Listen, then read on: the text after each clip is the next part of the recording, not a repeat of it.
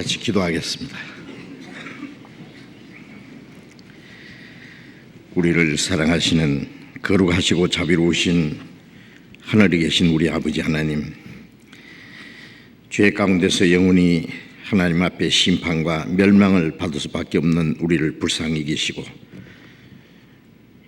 주 예수님이 우리 대신 심판을 받으시고 죽어주시고 흘려주신 그 보배로운 피로 우리의 죄를 영원히 씻어주시고 다시는 심판과 저주를 받지 않게 하시고 우리에게 영원한 생명과 하나님의 나라에 들어갈 수 있는 영광스러운 소망을 주신 그 크고 놀라운 은혜를 인하여 감사와 찬송과 영광을 우리 아버지 하나님께 돌립니다.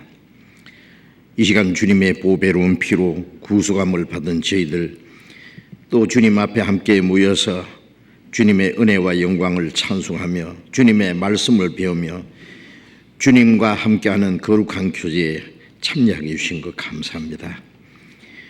이 시간 하나님의 성령께서 우리와 함께 계셔서 여기에 모여있는 우리 각 사람을 굽어 살펴주시고 더 풍성하신 은혜와 생명과 주님의 사랑과 능력으로 힘입혀 주시고 우리의 남은 생에 하나님의 자녀로 부끄럽지 않게 행하며 또 이 땅에 우리의 삶이 결코 헛되지 아니하고 하나님이 우리에게 맡기신 거룩한 복음 전파의 사명을 잘 감당할 수 있도록 우리 모두를 주님 능력의 손으로 붙들어 주시고 주님 뜻대로 귀하게 사용해 주옵소서. 오늘부터 시작되는 이번 하계 수양에 전국에 있는 많은 형제 자매들, 또 세계의 곳곳에 있는 형제 자매들이 함께 모여서 주님 앞에 기도하며 복음을 전할 수 있는 귀중한 기회를 주신 주님, 이번에도 주님이 친히 역사하심으로 우리 가운데 행하시는 주님의 능력으로 많은 잃어진 영혼들이 주님 앞에 돌아와서 구원받는 큰 역사가 이루어짐으로 하나님 아버지께 영광이 되고 우리에게 큰 기쁨이 되도록 주님이 함께 역사하시기를 간절히 기도합니다. 이 일을 위해서 모두 주님 뜻대로 귀하게 사용해 주옵소서. 이 시간 함께 참여하지 못한 우리 형제 자매들, 병중 있는 사람에게는 속히 건강을 회복시켜 주시고 또 연약한 자, 마음의 시험 받는 사람, 여러 가지 곤란 중에 있는 사람 일일이 보살펴 주시고 합당하신 은혜를 베풀어 주옵소서. 멀리 해외에서 어려운 여건 속에서 신앙생활하며 복음을 전하는 우리 형제 자매들 영육간에 더욱 지켜주시고 주님이 맡기신 복음 전파의 사명을 잘 감당할 수 있도록 하나님이 원하시는 큰 구원의 역사를 이룰 수 있도록 주님이 함께 도와주옵소서. 이 시간에도 우리에게 나타내시기 원하시는 주님의 말씀, 주님의 거룩하신 뜻, 우리 가운데 행하시는 주님의 능력이 무엇이며 우리가 마땅히 어떻게 행할 일들을 또 깨달아 알게 도와주옵소서. 주 예수님 이름으로 기도드렸습니다. 아멘. 우리 시편 교독하겠습니다. 시편 18편 구약성경 813페이지 시편 18편 25절부터 끝절까지 교독하겠습니다. 시편 18편 25절부터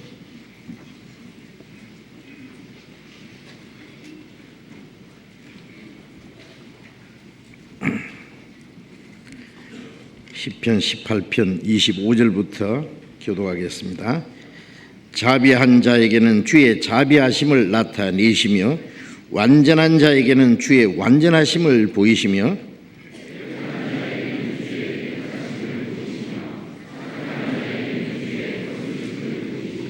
주께서 공고한 백성은 구원하시고 교만한 눈은 낮추시리이다.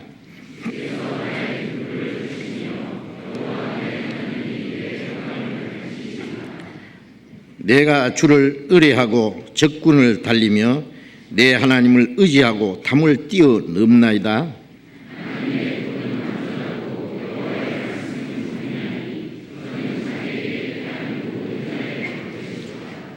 여호와 외에 누가 하나님이며 우리 하나님 외에 누가 반석이뇨?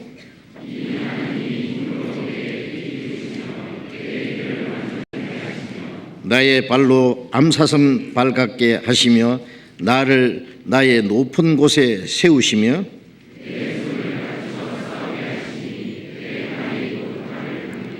주께서 또 주의 구원하는 방패를 내게 주시며 주의 오른손이 나를 붙들고 주의 온유함이 나를 크게 하셨나이다.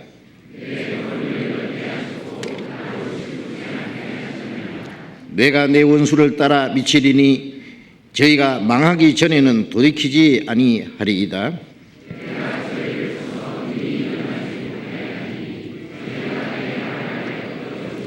대저 주께서 나로 전쟁케 하려고 능력으로 내게 띠띠우사 일어나 나를 치는 자로 내게 굴복해 하셨나이다.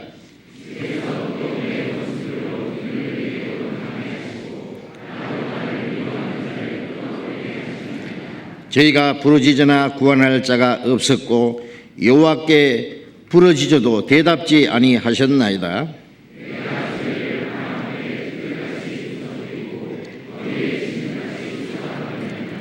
주께서 나를 백성의 다툼에서 건지시고 열방의 으뜸을 삼으셨으니 내가 알지 못하는 백성이 나를 숨기리이다.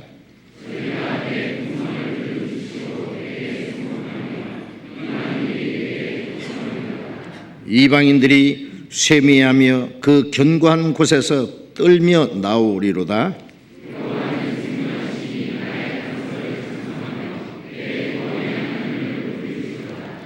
이 하나님이 나를 위하여 보수하시고 민족들로 내게 복종케 하시도다.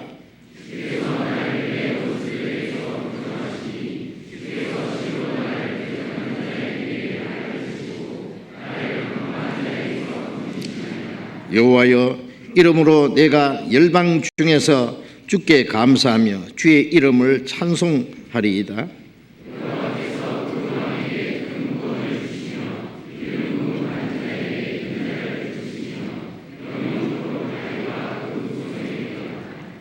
찬양대 찬송해 주시겠습니다.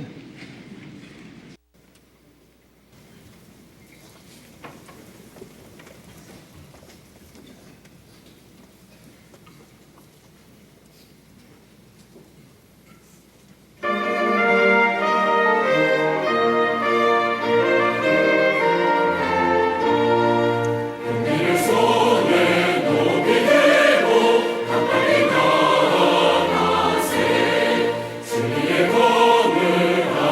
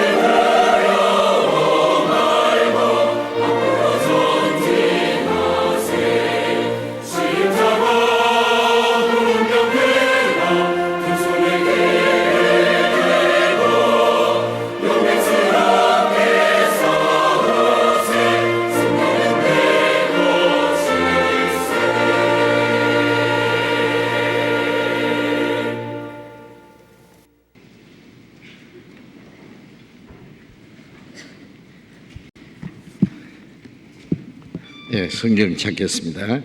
마가복음 2장 마가복음 2장을 찾겠습니다.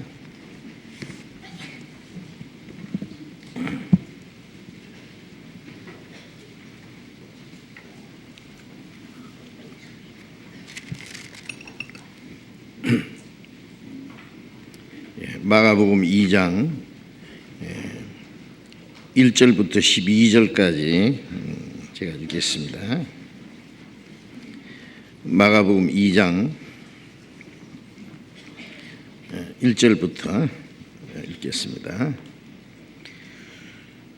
수일 후에 예수께서 다시 가버나움에 들어가시니 집에 계신 소문이 들린지라 많은 사람이 모여서 문 앞에라도 용신할 수 없게 되었는데 예수께서 저희에게 도를 말씀하시더니 사람들이 한 중풍 병자를 4사람에게 매어 가지고 예수께로 올세 무리를 인하여 예수께 데려갈 수 없으므로 그 계신 곳에 지붕을 뜯어 구멍을 내고 중풍 병자의 누운 상을 달아내리니 예수께서 저희의 믿음을 보시고 중풍 병자에게 이르시되 소자야 네 죄사함을 받았느니라 하시니 어떤 서기관들이 거기 앉아서 마음에 의논하기를 이 사람이 어찌 이렇게 말하는가 참남하도다. 오직 하나님 한 분 외에는 누가 능히 죄를 사하겠느냐. 저희가 속으로 이렇게 의논하는 줄을 예수께서 곧 심중에 아시고 이르시되 어찌하여 이것을 마음에 의논하느냐. 중풍 병자에게 내 죄사함을 받았느니라 하는 말과 일어나 내 상을 가지고 걸어가라 하는 말이 어느 것이 쉽겠느냐. 그러나 인자가 땅에서 죄를 사하는 권세가 있는 줄을 너희로 알게 하노라 하시고 중풍 병자에게 말씀하시되 내가 네게 이르노니 일어나 네 상을 가지고 집으로 가라 하시니 그가 일어나 그 상을 가지고 모든 사람 앞에서 나가거늘 저희가 다 놀라 영광을 하나님께 돌리며 가로되 우리가 이런 일을 도무지 보지 못하였다 하더라. 여기까지. 그동안 그렇게 기다리고 기도하던 우리 학예 수양회 드디어 오늘 저녁부터 시작됩니다.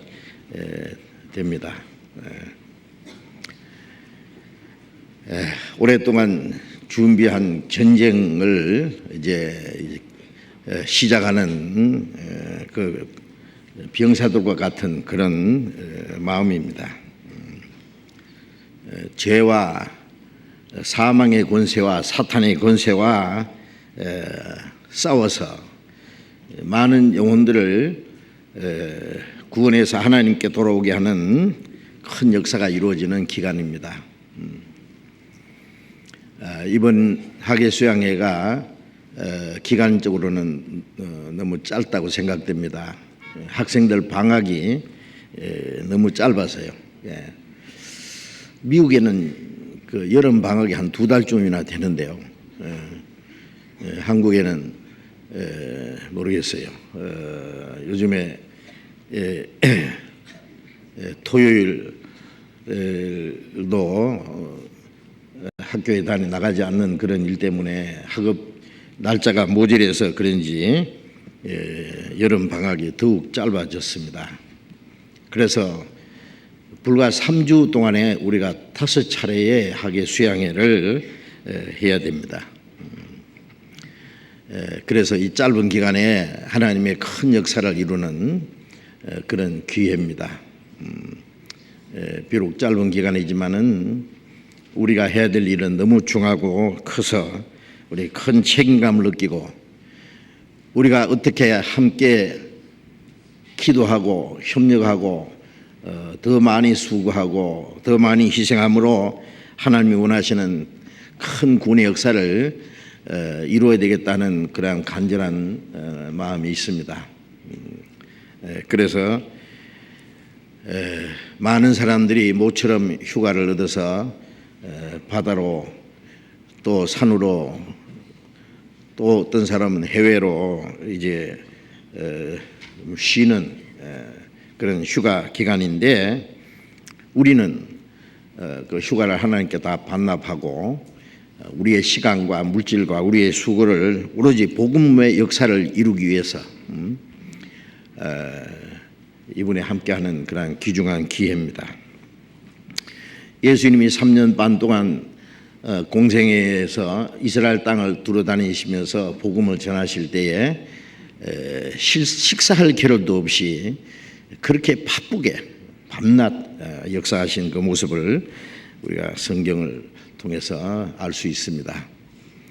우리에게 주어진 이 짧은 기간 동안에 하나님이 원하시는 큰 역사를 이루기 위해서 우리도 마음과 뜻과 힘을 다해서 함께 협력하고 순종하는 가운데 우리를 통해서 하나님이 큰 역사를 이루시라고 믿습니다.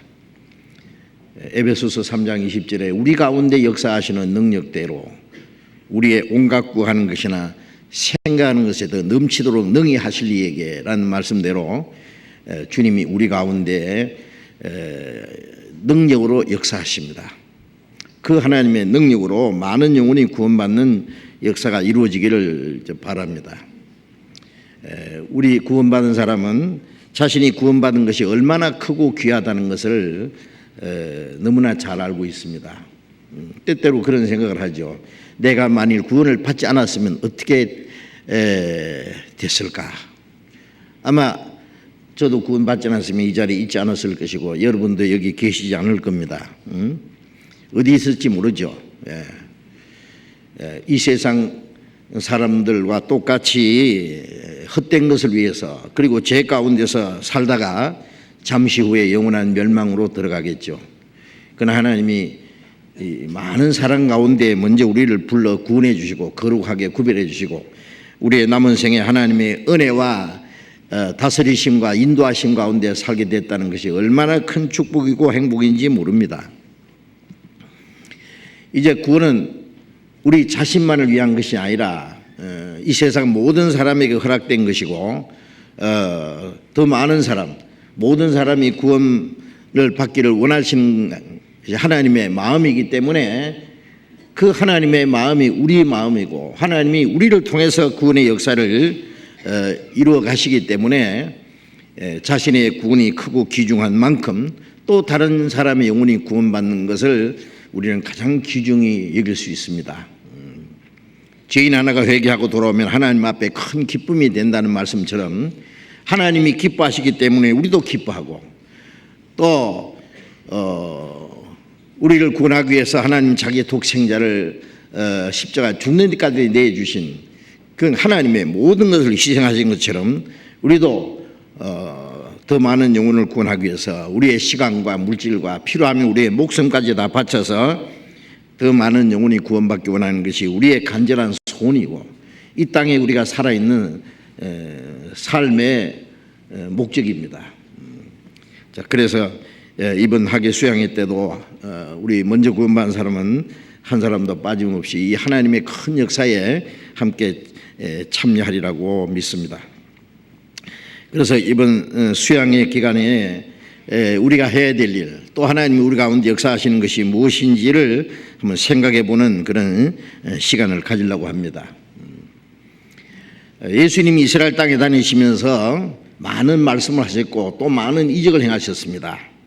예수님이 하시는 말씀이나 그 이적이나 모든 것은 죄인을 구원하는 그 역사를 설명하는 것이 먼저 첫 번째 목적이었습니다. 그래서 예수님이 행하신 이적이 죽은 자를 살리고 문둥병자를 깨끗게 하고 소경의 눈을 뜨게 하고 중풍병자를 고치시고 귀신 들린 자를 쫓아내 주시고 그 외에도 많은 이적을 행하신 그것은 눈에 보이는 육신적인 이적을 행하는 것이 목적이 아니고 우리의 영혼을 구원하시는 그 역사를 이적으로 설명해 주신 겁니다. 죄와 허물로 죽은 영혼을 살리시고 문둥병자 같은 죄를 깨끗게 하시고 날 때부터 소경된 자 같이 우리의 영혼의 그 소경된 자를 눈을 뜨게 하시고 하나님의 말씀을 들을 수 있는 길을 열어주시고 우리의 마음을 주장하는 사탄의 권세를 쫓아내시고 그래서 우리 영혼을 구원하시는 그 역사를 여러 가지 이적으로 설명해 주신 겁니다. 이제 읽은 말씀에는 예수님이 그 중풍병자를 그 고치신 그 기적을 여기 말씀해 주고 있습니다.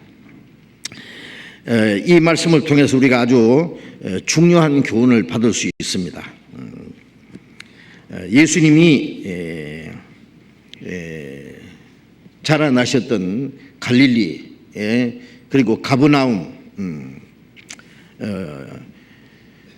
예수님의 제2의 고향이라고 할 수 있는 그 가버나움에서 있었던 일입니다.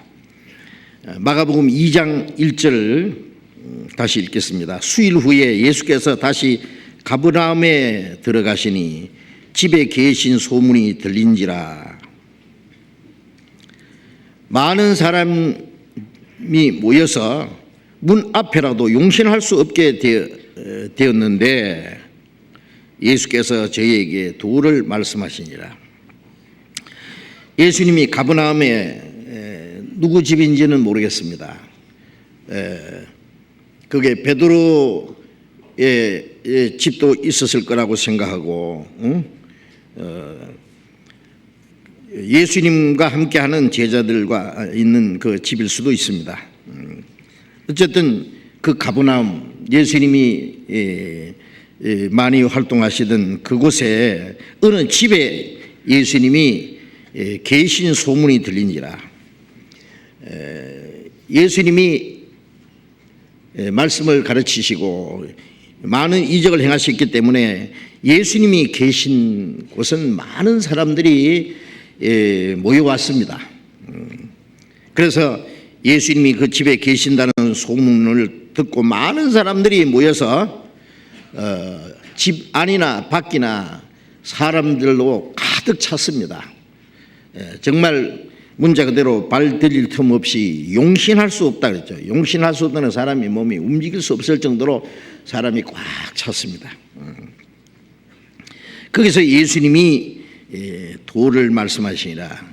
어떤 말씀하셨는지 내용은 나와 있지 않지만은 예수님이 하신 많은 말씀 중요한 말씀을 그때도 말씀하셨을 겁니다. 예수님은 가시는 곳마다 하나님의 말씀을 전파하셨습니다. 그리고 많은 사람들은 그 말씀을 들었습니다. 그러나 그 당시는 그들은 들어도 깨닫지 못한 것 같습니다. 심지어 제자들까지도 그러나 깨닫지 못하는데 왜 그렇게 많이 말씀하셨을까? 지금은 깨닫지 못하지만은 예수님이 죽으시고 부활하시고 성령이 오시면은 내가 너에게 말한 모든 것을 생각나게 하시리라. 제자들도 예수님과 함께 다니실 때는 그 말씀을 들었지만은 깨닫지를 못했습니다. 그래서 마태복음 요한복음 16장 12절 13절에 보면 내가 아직 너에게 말할 것이 많으나 너희가 감당치 못하리라. 감당치 못하면 못 깨닫는다고 말해요. 그러나 성령이 오시면은 너희를 모든 진리 가운데로 인도하시리라. 성령이 오시면 깨닫게 한다고 말해요. 내가 너희의 말한 모든 걸 생각나게 하시고 또 모든 하나님의 신령한 비밀을 너희에게 알게 하시리라. 그래서 예수님이 말씀하시는 그 말씀이 헛되지 아니하고 얼마 후에 임하실 성령의 능력으로 사람들 마음속에 그 말씀을 깨닫게 하고 성령의 역사로 이제 믿는 사람들의 마음과 생활과 입을 통해서 세상 끝날까지 그 말씀이 메아리쳐 갈 겁니다. 그런 가운데서 3절에 보면은 사람들이 한 중풍 병자를 4사람에게 메어 가지고 예수께 올세 무리 인하여 예수께 데려갈 수 없으므로 그 계신 곳에 지붕을 뜯어 구멍을 내고 중풍 병자에 누운 상을 달아내리니. 자, 여기 중풍병자 한 사람 있는데, 이 사람을 예수님께 이제 데려가려고 네 사람이 침상을 메고, 침상에 그 중풍병자를 메워서 예수님께 데려가려고 왔다 그랬습니다. 자, 이 모습을 우리가 상상할 수 있습니다. 예수님 앞에 데려가면은 무슨 병자든지 고칠 수 있다는 것을 믿기 때문에 이 사람을 예수님께 데려가서 고침받게 하려고 데리고 왔습니다. 여기 중풍병자도 우리에게 신령한 그 의미를 말씀하고 있습니다. 반신불수나 전신불수를 말합니다. 살아있지만은 꼼짝 못하는 사람입니다. 그렇죠? 몸을 움직이지 못하고 일어나지 못하고 다니지도 못하는 살아있는 시체와 같은 그런 모습입니다. 자, 이것은 그 당시에 이스라엘 백성들의 그 영적 신앙 상태와도 같습니다.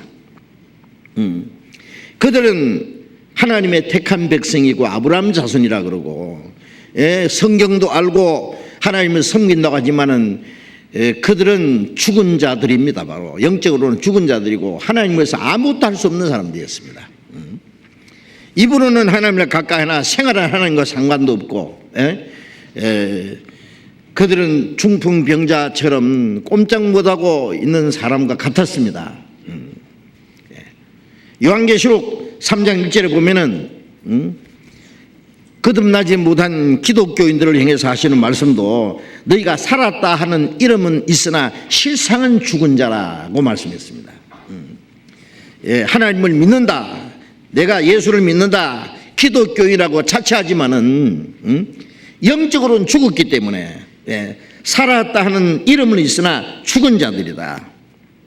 교리적으로는, 지식적으로는 성경도 알고 잘 믿는 것 같지만은 실제 그들 속에 하나님의 생명이 없기 때문에 스스로 힘으로 하나님의 뜻을 행할 수 없는, 하나님께 영광 돌릴 수도 없는 그 생활에 완전히 그 실패한 모습입니다.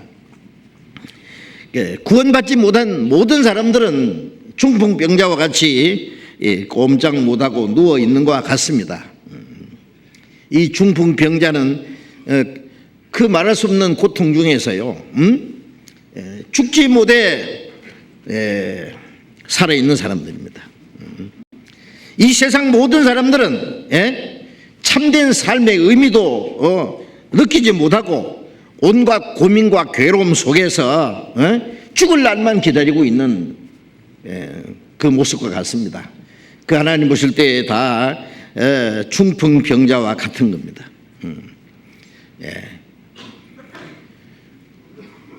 살아서 숨쉬고 있지만은 꼼짝 못하는 사람, 살아있는 시체와 같은 그 모습입니다. 우리 거듭난 그리스도인들은 이제 하나님 앞에 죄 사함을 받고 우리 영혼이 구원받고 하나님의 생명을 받았기 때문에 그 하나님의 생명으로 이제는 하나님의 뜻대로 행할 수 있고 하나님께 영광을 돌릴 수 있고 그 하나님의 생명의 그 역사 속에서 살아갈 수 있습니다. 그렇게 해야 됩니다. 자유롭게 살아서 행하는 사람과 꼼짝 못하고 누워있는 사람, 그 중풍병자와 그 차이와 같습니다. 거듭나지 못한 기독교인들이나 이 세상 사람들하고 거듭난 성도들과의 관계는 그와 같이 다르다고 말할 수 있습니다. 그런데 이 중풍병자를 사람들이 메고 왔다 그랬죠. 중풍병자를, 이 중풍병자는 자기 힘으로 주님 앞에 나갈 수 없습니다. 이 사람도 병 낫기를 간절히 원하겠죠. 그러나 이 사람은 일어날 수도 없고 걸어갈 수도 없기 때문에 자기 힘으로 예수님 앞에 나아갈 수 없는 사람입니다. 그런데 다행히 그 주변에 친구인지 제 친척인지 모르지만은 자기를 메고 예수님께 데려다 줄 수 있는 사람이 있었다는 것은 그 사람에게 큰 행운이었습니다. 그래서 이 사람들은 예수님을 잘 아는 사람일 겁니다. 아니 예수님의 능력을 경험한 사람일 수도 있습니다. 또 예수님이 무슨 병자든지 고친다는 사실을 알고 있는 사람입니다. 이 중풍병자를 예수님께 데려가기만 하면은 예수님은 반드시 이 사람을 고쳐주실 것이라는 것을 그들은 믿었을 겁니다. 이 네 사람은 똑같은 마음을 가지고 오로지 한 사람을 살리기 위한 그 간절한 마음으로 이 사람을 예수님 앞에 데려가려고 노력하고 온갖 수고와 희생을 했을 것이라고 생각합니다. 그래서 예수님이 계신 곳에 데리고 오기는 했는데 그 집 앞에까지 문 앞에까지 사람들로 가득 차서 용신할 수 없기 때문에 이 사람을 예수님 앞에 데려갈 수가 없었잖아요. 그렇다고 해서 포기를 했습니까? 돌아갔습니까? 아니죠. 자, 어떻게 이 사람을 예수님 앞에 데려갈 수 있을까 생각한 나머지 그 지붕으로 올라가서 이스라엘 사람들의 집이 성경에 보면은 환란 때에 지붕에 있는 자는 집안에 내려가지 마라 이렇게 밖에서 계단으로 올라가서 지붕에 올라가서 있을 수 있어요. 지붕에서 선선하게 저녁 공기도 쐬고 베드로는 지붕 위에서 기도도 하고 그런 그 모습이 있잖아요. 그 지붕으로 올라가서 누가 보면 기와장을 뺏겼다는 말이 있는데 기와처럼 지붕을 이렇게 덮어놨을 수도 있고 뭐 여러 가지 엮어서 지붕을 만들 수도 있죠. 어쨌든 그 지붕 위에 올라가서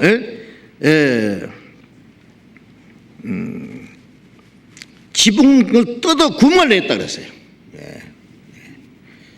아마 예수님이 계신 곳이라고 생각되는 가장 중앙에 구멍을 뚫었을 거예요. 그렇죠? 그 침상을 달아 내릴 만큼 구멍을 뚫었으면 아마 크게 뚫었을 거예요. 그렇죠? 사람들이 저 사람 무슨 짓 하냐? 꾸짖기도 하고, 당신들 남의 집을 완전히 망쳐 놓을 거냐고, 이제,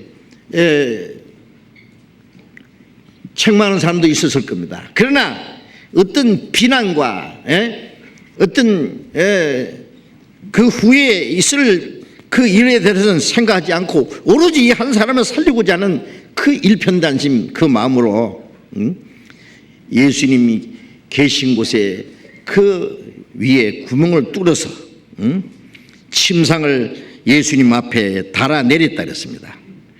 아마 줄을 달아가지고 네 사람이 정확하게 한 사람만 잘못해도 그 환자가 쏟아질 수 있잖아요. 정확하게 네 사람이 예수님 앞에 달아내렸습니다. 자, 우리가 이 모습을 보면은 무슨 생각을 할 수 있습니까?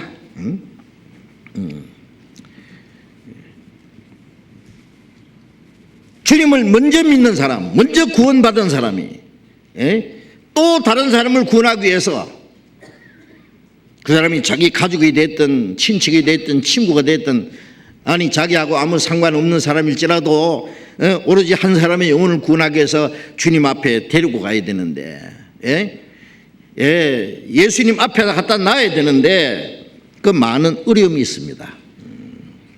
그러나 어떤 어려움과 그 희생도 그들은 굴복하지 않고 기어코 예수님 앞에다 데려다 주는 5절에 보겠습니다. 예수께서 저희의 믿음을 보시고 중풍병자에게 이르시되 소자야 내 죄의 사함을 받았느니라 하시니. 자, 이 말씀에서 예수님이 그 중풍병자의 믿음을 보시고 하지 않고 저희의 믿음을 보시고, 저희의 믿음이 누구 믿음입니까? 이 메고 온 사람들 네 사람과 중풍병자 그 자신의 믿음도 될 수 있습니다. 이 중풍병자도 자기를 예수님 앞에 꼭 데려다 달라고 아마 간청했을 겁니다. 아마 그렇지 않았을지라도 그 네 사람이 그 사람을 설득시켜서 예수님 앞에 가면은 반드시 당신이 고침받을 수 있다고 아마 말했을 겁니다. 예수님을 데리고 온 사람들과 그리고 이 환자가 간절히 그 고침받기 원하는 그 사람들의 믿음을 보시고 중풍병자에게 이르시되 소자야 내 죄의 사함을 받았느니라. 자, 여기서 우리가 한번 생각할 수 있는 것은 스스로 자기 힘으로 주님 앞에 나아갈 수 없기 때문에 먼저 구원받은 사람들의 그 기도와 도움이 반드시 필요하다는 사실입니다. 다른 사람의 믿음으로 한 사람이 영원히 구원받을 수 있다는 걸 말하는 것이 아니라 구원은 결국 자기의 믿음으로만 구원받을 수 있습니다. 그러나 여기서 우리가 알 수 있는 것은 먼저 구원받은 사람의 기도와 먼저 구원받은 사람의 도움과 인도가 없으면은 다른 사람이 구원받을 수 없다는 사실입니다. 먼저 구원받은 사람들의 수고와 그 희생을 통해서 하나님이 다른 사람의 영혼을 구원하시기를 원하시고 그들의 그 간절한 기도와 그 믿음을 보시고 또 다른 사람의 영혼을 구원하시는 그 하나님의 역사를 우리가 여기서 볼 수 있습니다. 구원받지 못한 사람이 먼저 구원받은 사람의 도움이 없이는 주님 앞에 나아갈 수 없습니다. 먼저 구원받은 사람의 도움이 없이는 아무도 구원을 받을 수 없습니다. 스스로 자기가 주님 앞에 나아갈 수가 없다고 말입니다. 그래서 먼저 구원받은 사람의 간절한 기도와 그들의 그 믿음과 그 희생적인 수고를 통해서 그 수고가 헛되지 않도록 또 다른 사람을 구원하는 것이 하나님이 하시는 방법이다 그 말이에요. 우리가 한 사람의 영혼을 구원받게 하기 위해서 그 사람을 주님 앞에 가지고 데려가는 구원은 주님이 하시는 것이기 때문에 주님 앞에 데려가기만 하면은 주님은 반드시 그 사람을 구원하십니다. 다른 사람을 구원하기 원하는 그 먼저 구원받은 사람들의 그 사랑과 그 희생적인 수고를 하나님은 헛되지 않게 그리고 그로 인해서 주님 앞에 나온 그 생명을 하나님이 구원하시는 역사를 우리가 여기서 알 수 있습니다. 여러분, 우리가 구원받을 때 자기 혼자 머리가 좋아서 똑똑해서 구원받은 사람이 있습니까? 아닙니다. 그렇게 생각될지라도 반드시 먼저 구원받은 사람의 기도와 수고와 희생이 있었다는 것을 알 수 있습니다. 그 사람들의 수고와 희생이 없었다면 아마 결코 구원을 받을 수 없을 겁니다. 로마서 10장 14절에 보면은 듣지 못하는 어찌 믿으리요? 전파하는 자가 없이 어찌 들으리요? 본인심을 받지 않아서 어찌 전파리요? 믿음은 들음에서 나며 들음은 그리스도의 말씀으로 말미암으라. 전하는 사람이 없으면 듣지 못하고 듣지 못하면 믿지 못하고 구원받을 수 없습니다. 그래서 먼저 구원받은 사람의 그 도움이 필요합니다. 우리가 말씀을 전해서 사람을 주님 앞으로 인도하는 것은 주님 앞에까지 데리고 가면은 주님은 그 사람을 구원하십니다. 구원받지 않은 사람이 스스로 주님 앞에 나갈 수 없기 때문에 그렇습니다. 그렇기 때문에 반드시 먼저 구원받은 사람의 도움이 필요합니다. 그러니 어찌 우리가 다른 영혼을 구원하는 일을 등한히 할 수 있겠느냐 그 말이에요. 게을리 할 수 있겠느냐 그 말이에요. 빌립보서 1장 5절 6절에 보면은 천달부터 이제까지 복음에서 교제함을 일합니다. 너희 속에 착한 일을 시작하시니까 그리스도 예수의 날까지 이루실 줄 우리가 확신하노라. 첫날은 우리가 구원받은 그날부터 주님 복음 안에서 교제한다 그 말이에요. 그 빌립보 말씀은 바울 사도가 빌립보에 가서 복음을 전해서 제일 먼저 루디아라고 하는 자매가 구원을 받고 그 자기 집을 개방하고 그 집에서부터 사도들이 복음을 전했고 빌립보에 많은 사람이 구원을 받고 빌립보 교회가 시작됐습니다.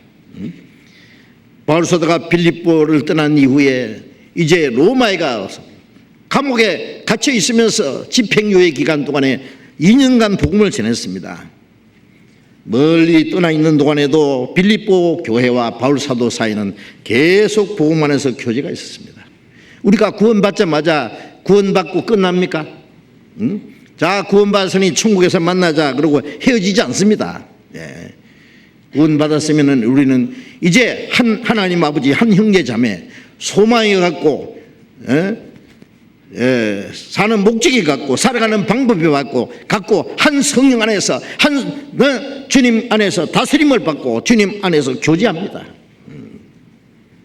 한 부모님 밑에서 태어나면은 부모님과 그리고 자녀들 가족들은 그 교제가 있잖아요. 그죠? 그 교제입니다. 우리가 구원받고 나면 육신적인 어떤 교제보다도 더 중요한 교제, 예수님의 피로 하나님의 성령으로 영원한 생명과 소망으로 하나 된 그 무리 안에 있습니다. 그 교제입니다. 복음으로 구원받고 복음으로 교제하고 그 복음 안에서 교제한다는 말은 뭡니까? 이제는 그 복음으로 해서 같이 협력하는 겁니다.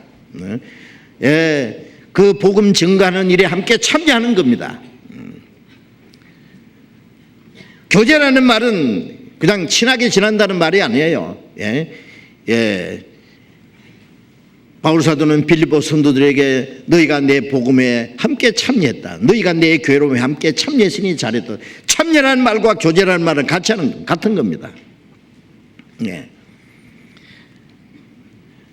너희 속에 착한 일을 시작하시니까 그 구원받아서 복음 안에서 교제하는 무리들 가운데 주님이 계셔서 착한 일이 시작하셨습니다. 그리고 예수의 날까지 이루실 줄 확신하노라. 역사적으로는 오순절에 성령이 강림하신 거기서부터 성령을 받은 120명이 복음을 전해서 하루에 3,000명이 구원받고 거기서부터 예루살렘과 온 유대와 사마리아와 땅끝까지 주님 오시는 날까지 이 선한 일은 능히 이루시리라 그러세요. 멸망받을 죄인이 구원받는 것보다도 선한 일은 없을 겁니다. 너희 속에 착한 일을 시작하시니까 주님은 이스라엘 땅에 다니시면서 착한 일을 하셨습니다. 사도행전 10장 38절에 보면은 하나님이 나사렛 예수에게 성령과 능력을 기름 붓다 하시며 저희가 두루다니며 착한 일을 하시고 마귀에게 물린 모든 자를 고쳤으니 이는 하나님이 함께 하셨습니다. 예수님 안에 하나님의 성령이 함께 하셨고 예수님은 두루다니며 착한 일을 하셨습니다. 마귀에게 눌린 자를 고쳤습니다. 멸망받을 영혼을 구원했습니다. 그 착한 일입니다. 그 주님이 착한 일이 이제 구원받은 성도들 속에 계십니다. 주님 우리 가운데 계셔서 착한 일을 시작했습니다. 이스라엘 땅에 두루다니시는 주님은 이제 오순절부터 이제 구원받은 성도들 무리 가운데 전 세계에 복음이 전해지는 동안에 내가 세상 끝날까지 너희와 항상 함께 있으리라. 복음이 온 세계에 전해지는 마지막 날까지 주님이 그 가운데 계셔서 역사하시겠다는 말씀입니다. 그래서 이 복음의 역사는 먼저 구원받은 사람들을 통해서 일어납니다. 반드시 주님이 함께 하시는 거룩한 무리, 먼저 구원받은 사람들의 그 간절한 기도와 그 사랑과 수고가 없으면은 다른 영혼이 구원을 받을 수 없습니다. 이것은 하나님이 정하신 방법입니다. 그래서 구원받지 않은 사람은 자기를 주님 앞에 데리고 갈 사람을 간절히 원해야 됩니다. 자기를 주님 앞에 좀 데려다 달라고요. 그걸 간절히 원해야 되고, 만일 자기가 구원받기 위해서 자기를 도와주고 인도해 줄 사람이 없으면 구원 못 받습니다. 자, 우리가 이 사실을 알면은 우리가 먼저 구원받은 사람의 그 책임이 얼마나 중요한지, 하나님은 우리의 믿음을 통해서 다른 영혼이 구원받도록 역사하신다는 사실입니다. 예수께서 저희 믿음을 보시고 가라사대 소자야 네 죄 사함을 받았느니라. 마태복음 18장 20절에 보면은 두세 사람이 내 이름으로 모인 곳에 나도 그들 중에 있나이라. 그 말씀은 먼저 구원받은 사람, 주님 이름 앞에 자기를 바친 사람, 주님이 머리가 되기 위해서 자기의 생각을 다 버린 사람, 오로지 주님의 복음을 위해서 합심하는 두세 사람입니다. 그 가운데 주님이 계셔서 역사하시는 겁니다. 그 주님이 함께 하시는 그 무리가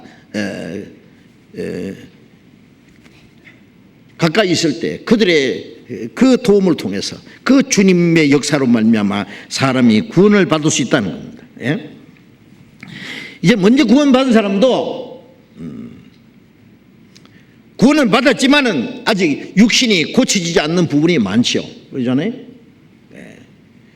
때로는 구원받은 사람도 생활은 구원 안 받은 사람처럼 행동할 수 있습니다. 왜 그러냐면은 아직 옛 성품이 너무 강하게 그 사람을 주장하고 있습니다. 구원받은 후에는 성령께서 말씀으로 그 사람과 마음과 생활을 변화시킵니다. 아직 변화되지 않는 옛 성품, 그것이 이제 고침받으려면 그것도 오직 주님의 능력으로만 되는 건데 어떻게 되느냐? 내 혼자의 힘으로 되는 게 아니에요. 내가 구원받을 때도 먼저 구원받은 사람의 도움이 필요했고, 구원받은 이후에 우리의 마음과 생활이 변화되는 신앙이 성장하고, 하나님의 능력 가운데 살아가는 그것도 먼저 구원받은 사람의 도움이 반드시 필요하다는 것을 우리가 알아야 됩니다. 오른손이 없으면 왼손이 깨끗하게 될 수 없다는 거 아시죠? 왼손이 더러우면 오른손이 가서 씻어주고, 오른손이 더러우면 왼손이 씻어주고, 발이 더러우면 손이 같이 씻어주고, 손을 씻으려면 발이 걸어가 줘야 됩니다.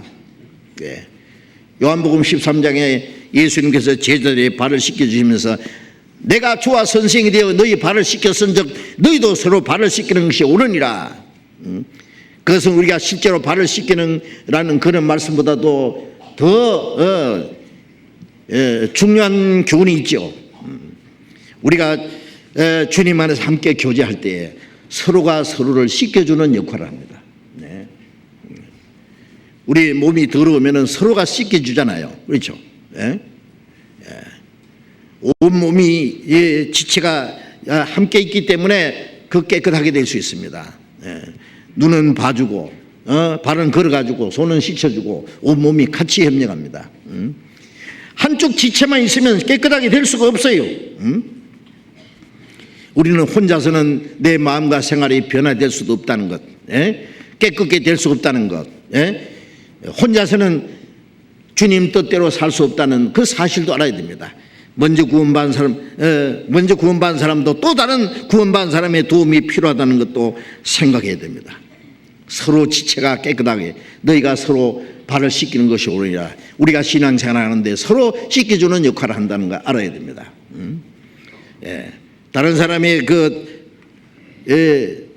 잘못된 것을 보고, 약점을 보고, 그것 가지고 문제를 삼을 것이 아니라 내게도 그보다 더한 약점이 있을 수도 있어요. 우리는 교제 안에 있음으로써 주님이 우리를 깨끗게 하십니다. 예수님이 그 중풍병자를 보시고 소자야 네 죄사함을 받았느니라. 이 사람은 주님께서 자기 병을 어떻게 고쳐주실까? 무슨 말씀하실까? 한편 불안과 두려움과 또 큰 기대로 예수님 앞에 갔을 겁니다. 어쨌든 이 사람 예수님 앞에까지 그 집 구멍을 뚫고 침상을 그 주님 앞에 달아냈어요. 예수님이 꾸짖으셨습니까? 야, 너희들 무슨 짓 하는 거야 지금? 말씀하지 않았습니다. 예수님은 벌써 그들이 집 밖에 있을 때부터 주님은 아셨습니다. 주님은 자기를 간절히 찾는 사람을 만나 주십니다. 간절히 원하는 것을 반드시 이루어 주십니다. 다른 사람의 영혼을 구원받기 원하는 간절한 기도와 그 수고와 희생을 헛되지 않게 해 주신다 그 말이에요. 그 사람이 구원받기 원하는 것보다도 주님은 그들을 구원하시기를 더 원하십니다. 하나님이 창세전부터 우리를 구원하시기를 계획하셨고, 하나님 자기 독생자를 십자가에 죽는 데까지 우리를 구원하기 위해서 내어주셨습니다. 그러니 우리가 구원받기 원하는 것보다도 하나님이 우리를 구원하시기를 더 원하시잖아요. 하루가 천년같이 아무도 멸망치 않고 회개하기를 원하시잖아요.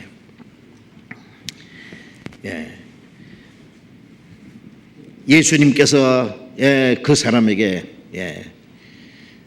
무조건 일어나라, 이제 네 중풍병이 나았다, 가라, 그렇게 하지 않았습니다. 소자야, 네 죄 사함을 받았느니라. 이 사람은 첫째, 그 지긋지긋한 중풍병, 얼마나 오래된지 모르지만은 그 병을 낫기를 간절히 원했습니다.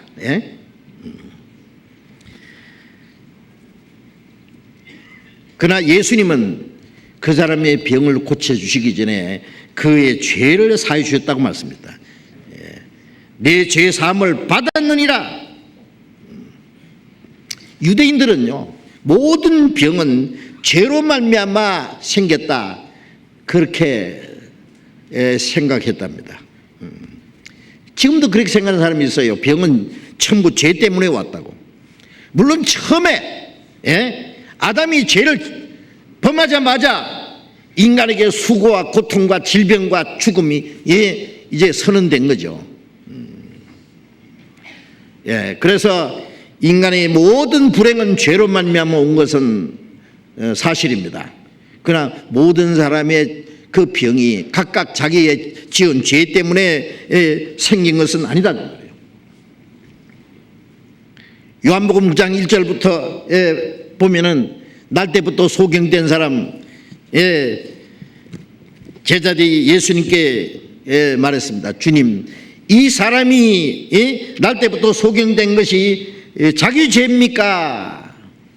자기의 부모 죄입니까? 예수님 말씀에 자기 부모 죄도 아니고 자기 죄도 아니다. 이 사람으로 말미암아 하나님이 행하시는 일을 나타내고자 합니다. 죄를 따지자면은 아담의 죄입니다. 아담이 범죄함으로 선악과를 따먹으로 눈이 밝아졌다 그랬죠.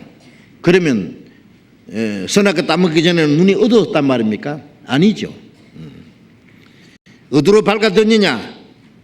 세상으로 밝아지고 육신을 봐가지고 자기 죄와 허물을 수치를 보는 눈이 밝아졌고 하나님에게서는 소경이 된 겁니다. 사실은. 그래서 아담 안에 있는 모든 죄인은 날 때부터 소경된 자입니다. 이 사람이 날 때부터 소경된 것은 자기 부모 죄도 아니고 자기 죄도 아니다. 인간은 나면서부터 죄인이고 나면서부터 영적 소경인데 이 사람이 나면서부터 소경된 것은 예수님은 죽은 자를 살릴 뿐 아니라 소경된 자를 눈을 뜨게 하러 오셨다는 사실을 이 사람을 통해서 나타내기 위해서 견본으로 말해요. 견본으로, 모델로. 이 사람은 하나의 희생적인 그런 위치에 있었습니다. 예수님을 날 때부터 소경된 사람을 고쳐주시는 분이라는 것을 하나님이 하시는 일을 나타내기 위해서 이 사람이 날 때부터 소경됐다라고 말씀하신 겁니다. 예, 이제 모든 사람은 날 때부터 소경이고, 날 때부터 중풍병자고, 죄 때문에 이 땅의 모든 고통과 괴로움 속에서 살고 있습니다. 인간이 범죄함으로 땅을 저주하고 인간에게 수고와 고통을 주신 것은 하나님의 본심이 아니라 그랬죠. 에레미야 예가 3장 33절에 보면은 하나님이 인간에게 수고와 고통을 주신 것은, 근심케 하신 것은 본심이 아니시로다. 부모가 자식을 호되게 꾸짖고 때리는 것은 미워서 죽으라고 하는 게 아닙니다. 잘못된 것을 돌이키게 하기 위해서입니다. 잘되게 하기 위해서입니다. 하나님이 땅을 저주하시고 인간에게 수고와 고통을 주신 것은 미워서 죽으라고 저주하는 것이 목적이 아니에요. 잘못된 것을 깨닫고 돌이키게 하기 위해서. 땅을 저주한 것은 이 땅에는 진정한 소망도 행복도 없다는 것을 깨닫게 하기 위해서. 하나님을 떠난 사람이 모든 게 잘 되면 하나님께 안 돌아옵니다. 그래서 부자가 구원받기 어렵다는 말이 그 말입니다. 부자가 부유한 것이 무슨 죄가 되겠어요? 나쁜 짓 해서 돈을 모았으면 죄가 되겠지만은 열심히 수고하고 땀 흘리고 일해서 부자가 됐으면 그게 죄가 될 리가 없죠. 다만 그 부유함을 의지하고 육신의 부유함 때문에 자기 영혼의 가난함을 알지 못하고 이 땅에서 만족 때문에 죽음 건너편에 영원한 세계 심판과 멸망을 생각하지 않고 오직 현세에서 만족하려는 그것 때문에 자기 영혼이 구원받지 못한다는 것 밖에 어렵다는 걸 말씀하신 겁니다. 이사야 38장 17절 보면 보옵소서 내게 큰 고통을 더하신 것은 내게 평안을 주려 하심이라. 주께서 나의 영혼을 사랑하사 멸망의 구덩이에서 건지셨고 나의 모든 죄는 주의 등 뒤에 던지셨나이다라고 했잖아요. 우리에게 큰 고통을 주신 것은, 육신의 고통을 주신 것은 영혼의 평안을 주려 하십니다. 그래서 육신의 어떤 고통과 괴로움은 우리 영혼이 하나님께 돌아가는 하나의 지름길입니다. 그래서 하나님은 가난한 자를 불러서 믿음에 부유하게 하신다 그랬잖아요.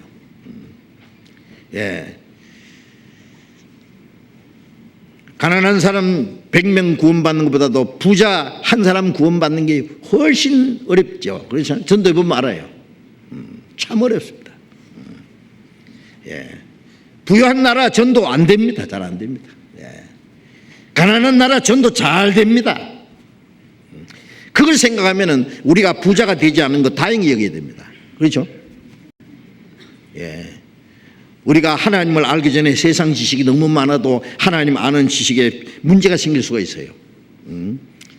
우리가 구원받아서 하나님 앞에 존귀한 자가 되기 전에 이 세상에서 유명한 사람이 되면은 그 영혼이 구원받기가 어렵습니다.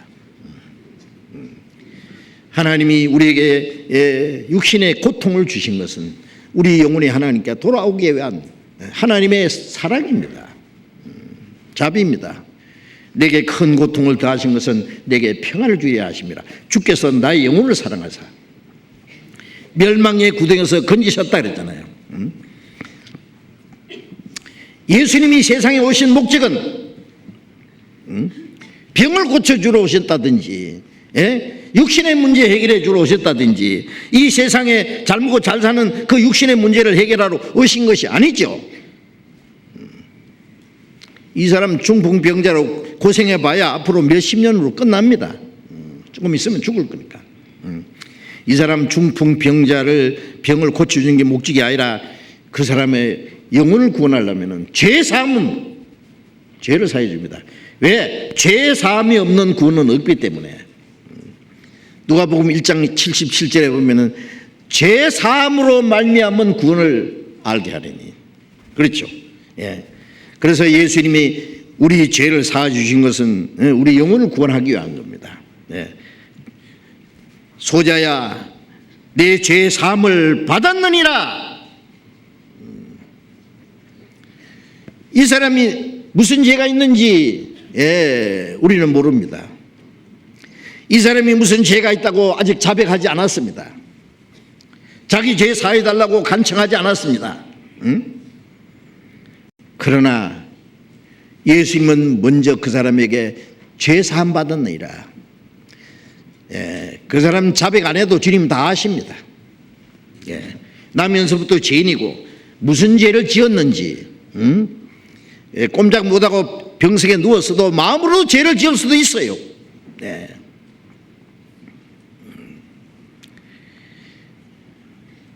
평생을 누더기 한 벌만 입고 그 산속에서 지났다고 하는 그 성철 스님이란 분 있잖아요. 불교계에서 유명한 분. 그분이 돌아가신 후에 신문에 잡지에 나온 글을 읽어봤는데요. 나는 문남녀를 속였다. 나는 죄가 너무너무 많아 숨이 산을 넘는다. 나는 천길만길 무간지옥으로 떨어질 거다. 그분이 그거 쓰는 글이에요. 그분이 산에 들어가기 전에 혹 무슨 죄를 지었는지도 모르고, 아니면 그 사람 마음에서 우러나는 어떤 죄가 있을지도 모르고, 그건 자기 죄가 너무 많아서 태산과 같다고 말하는 것입니다. 천길만길 무간지옥으로 떨어질 거다고.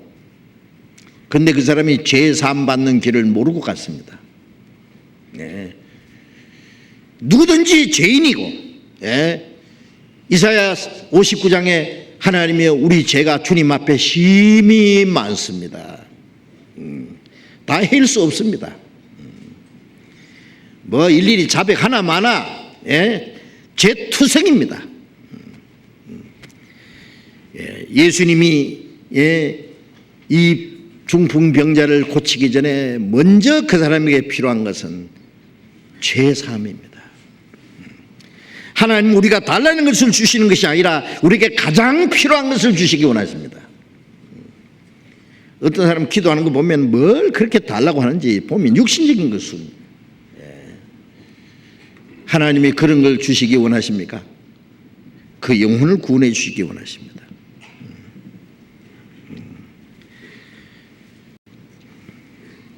주님이 네 죄사함을 받았느니라. 모든 사람들은 주님 앞에서 이 말씀을 들어야 됩니다.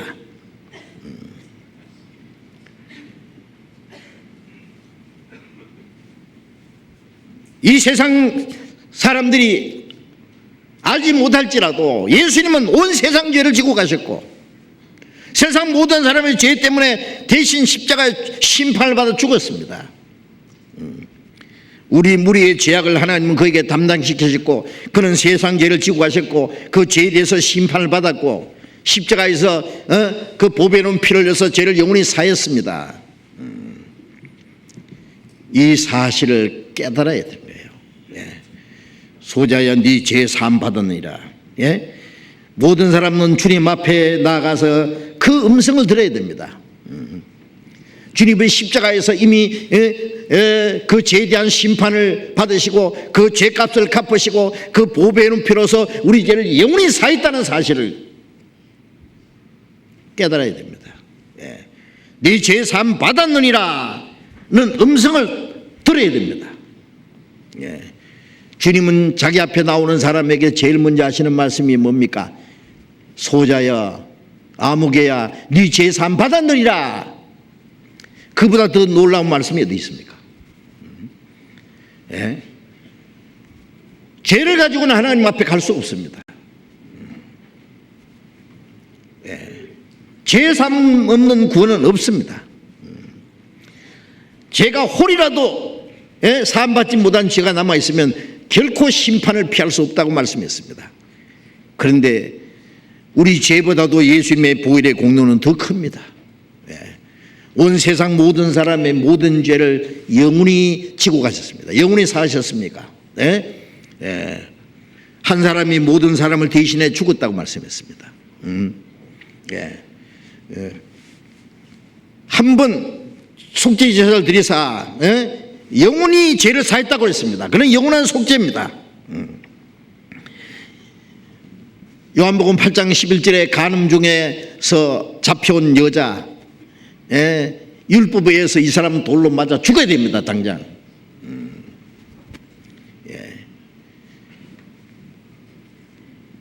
유대인들이 그 간음 중에 잡힌 그 여자를 끌고 와서 율법에 이런 사람 돌로 쳐 죽이라고 했습니다. 선생은 뭐라고 말씀하십니까? 죄 없는 자가 먼저 돌로 치라. 한 사람 한 사람 들고 있던 돌멩이를 힘없이 떨어뜨리고 다 돌아가 버렸죠. 죄 없는 사람이 어디 있냐고. 예? 남을 심판할 사람이 세상에 어디 있느냐고. 자기 죄로 하나님 앞에 심판받을 죄인이. 우리가 다른 사람의 죄를 보고 너무 심히 얘기하는 것 한번 반성해야 됩니다.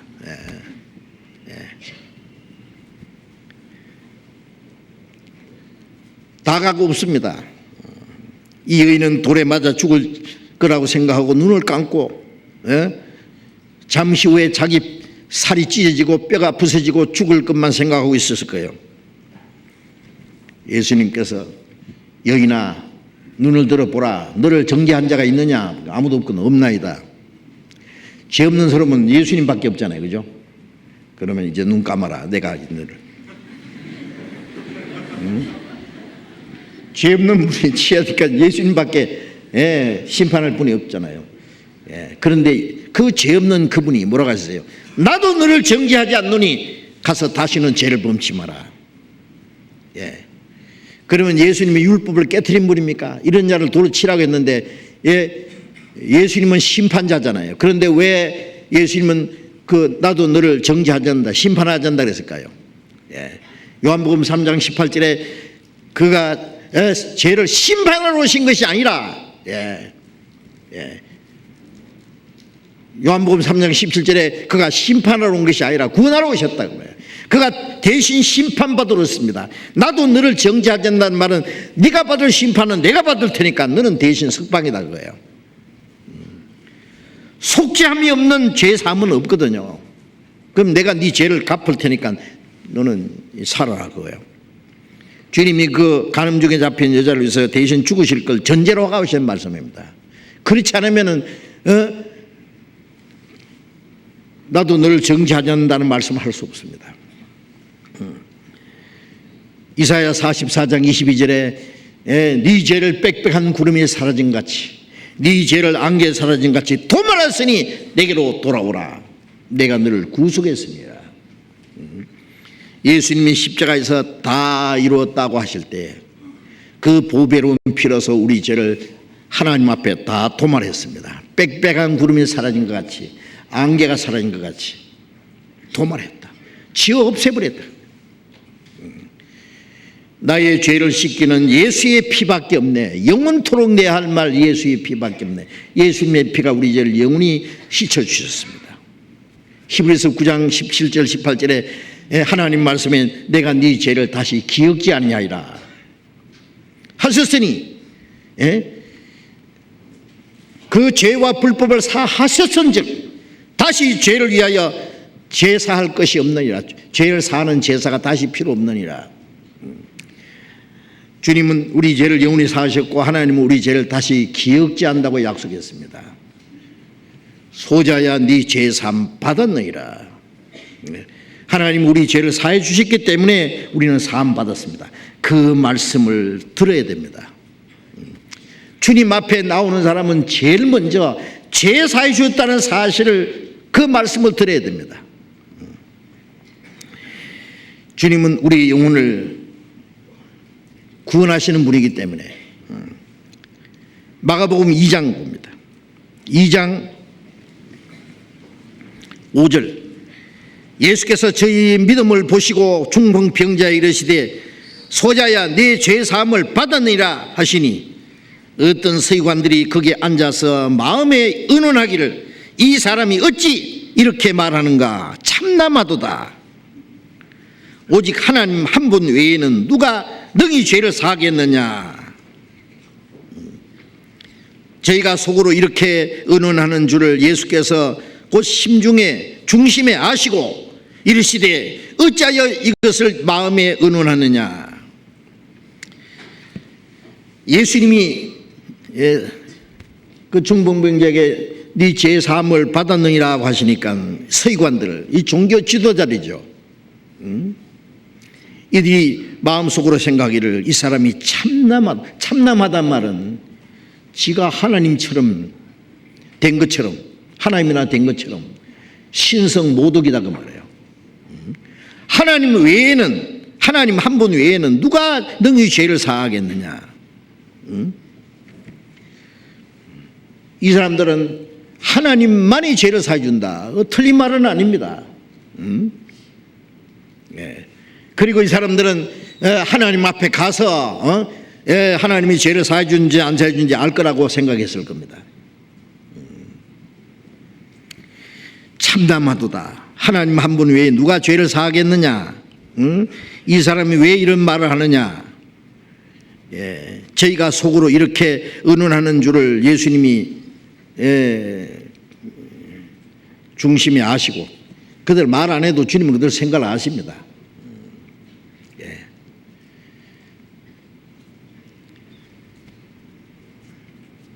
예수님이 누군지를 모르는 거예요, 이 사람들은. 예수님은 죄를 사하러 오셨고, 이제 잠시 후에 십자가에 죽어서 그 보배로운 피를 흘려서 영원히 죄를 사해 주실 분이라는 것을, 그 구세주라는 것, 그리스도라는 것을 그들이 알지 못했기 때문에 그들은 마음속에 예수님을 비난하는 악한 생각을 했습니다. 어찌하여 이렇게 마음이 의논하느냐.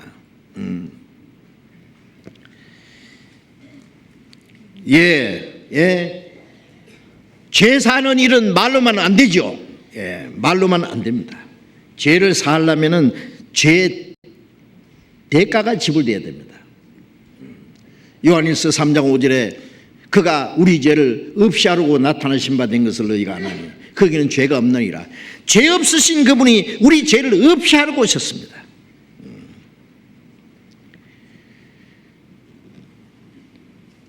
죄 없으신 분이 의인으로서 불의한 죄를 대신해 죽어서 그 죄를 사하시고 우리를 하나님 앞으로 데려가시려고 오셨습니다. 죄 없으신 그분이 한 마리 어린 양처럼 속죄제물로 죽으러 오신 겁니다. 그 죄의 대가가 갚아지지 않는다면 죄가 사해줄 수 없습니다. 히브리서 17장 11절에 생명은 피에 있으므로 피가 죄를 속하느니라. 히브리서 9장 22절에 피 흘림이 없은 적 죄의 사함이 없느니라. 죄 없는 생명이 죽어서 피를 흘리지 않으면 죄가 사해지지 않는다. 구약시대 이스라엘 사람들은 양이나 염소나 송아지를 잡아서 피를 흘려서 속죄 제사를 했지만은 히브리서 10장 4절에 염소와 황소의 피가 능히 죄를 없이 할 수 없나이다. 그것은 장차 죄 없는 예수님이 한 마리 어린 양처럼 십자가 죽으실 것을 미리 보여준 겁니다. 죄 없는 그분이 죄인을 대신해서 죽으심으로, 그 죄를 영원히 사하심으로 하나님께서 우리 무리의 죄악을 그에게 담당시키시고, 그가 찔림은 우리 허물을 인하며 그가 상함 우리 죄악을 인함이라. 그가 채찍에 맞음으로 우리가 나음을 입었도다. 죄 없는 분이 대신 심판의 채찍을 맞음으로 우리가 심판을 받지 않게 해주시겠다고 하는 그 약속을 이루신 겁니다. 예수님만이 그 죄를 대속하신 분입니다. 그렇기 때문에 예수님만이 죄를 사하는 권세가 있는 분입니다. 그래서 예수님은 죄 사하는 권세가 있는 분이다 그 말이에요.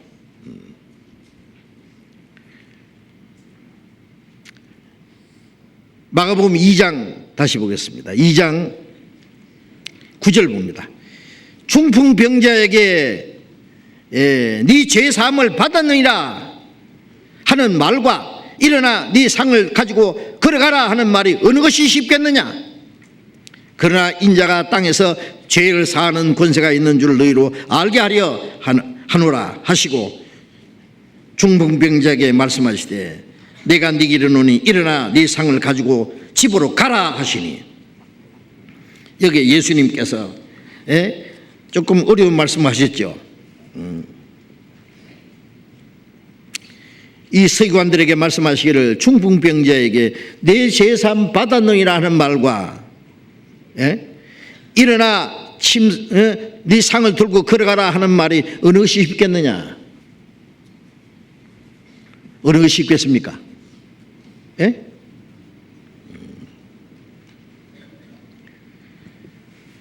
죄사함 받았느니라 하는 말이 당장에는 쉽지요. 그렇죠? 말만 하면 되니까. 그러나 네 침상을 들고 걸어가라 하는 말은 그 사람을 일으켜서 중풍병자 꼼짝 못하고 누워있는 환자를 이게 침상을 들고 걸어가라 하는 말은 병을 고쳐주고 벌떡 일어나서 걸어갈 수 있는 능력을 주지 않으면 그건 불가능한 겁니다. 그래서 당장은 죄삼 받으니라는 말이 쉽고 네 침상을 들고 걸어가라 하는 말이 어렵습니다. 그러나 실제로는 침상을 들고 걸어가라 하는 말을 보다도 네 죄삼 받으니라 하는 말이 훨씬 더 어려운 말입니다. 왜? 예수님은 말씀으로 많은 이적을 행하셨습니다. 그러나 죄사하는 일은 말씀으로 할 수 없습니다. 그건 하나님도 할 수 없었습니다. 하나님이 말씀으로 우주 만물을 창조하시고 말씀으로 우주를 지배하시고 다스리십니다. 그러나 그 말씀으로는 우리 죄를 사하지 못했습니다. 그건 안 되는 거예요. 왜요? 죄 사는 일은 말씀으로 안 됩니다. 죄값이 갚아져야 되기 때문에 그렇습니다. 히브리서 1장 보겠습니다. 히브리서 1장 3절을 봅시다.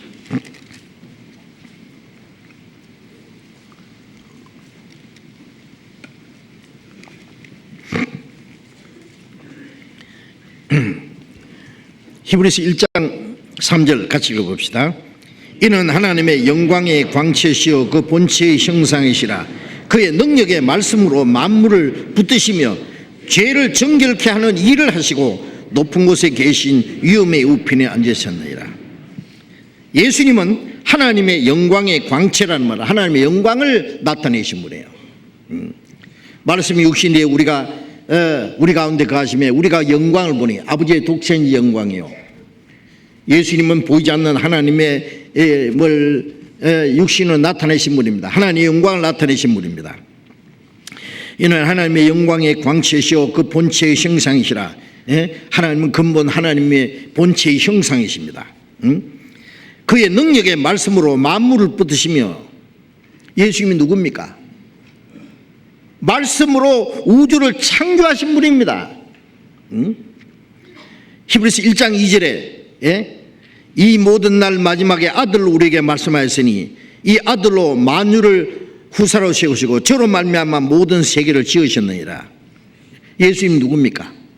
하나님은 그 아들로 모든 세계를 지으셨느니라. 하나님이 말씀으로 천지를 창조하시고 말씀으로 만물을 창조하고 다스리는 것은 하나님이, 예수님 하나님과 동등한 분입니다. 똑같은 분입니다. 하나님입니다. 우주를 창조하신 하나님입니다. 예수님은. 그로 말미암아 모든 세계를 지으셨느니라. 예수님의 능력의 말씀으로 만물을 붙드셨습니다. 예수님이 말씀하시면 천지가 일제히 선언이라 그랬어요. 그가 말씀하시면 우주가 없어질 수도 있습니다. 그런데 능력의 말씀으로 만물을 붙드시고 다스리는 그분이 죄를 정결케 하는 일을 하셨다. 왜요? 어떻게? 십자가 죽었어. 피를 흘렸어. 능력의 말씀으로 만물을 창조하시고 다스리는 그분도 죄를 사하시는 일은 십자가 죽지 않으면 안 됐습니다. 죄 없는 그분이 인간의 모양으로 오셔서 죄인들의 죄를 그 몸에 짊어지고 십자가 죽으시지 않으면 죄가 사해줄 수 없었습니다. 그러니까 죄 사했느니라는 그 말은 정말 하나님밖에 할 수 없는 일이고, 십자가에 하나님의 독생자가 십자가에 죽으시지 않으면 안 되는 겁니다. 그보다 더 어려운 일은 없습니다. 그러나 그 큰 일을 주님이 이루신 분입니다. 그래서 예수님만이 죄를 사하는 권세가 있는 분이에요.